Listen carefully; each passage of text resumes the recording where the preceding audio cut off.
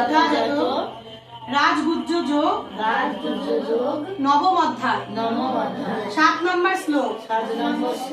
সর্বভূতানি কৌন্তেয় প্রকৃতিং যন্তি মামিকাং কল্পক্ষয়ে পুনস্তানি কল্পাদো বিসৃজামহং।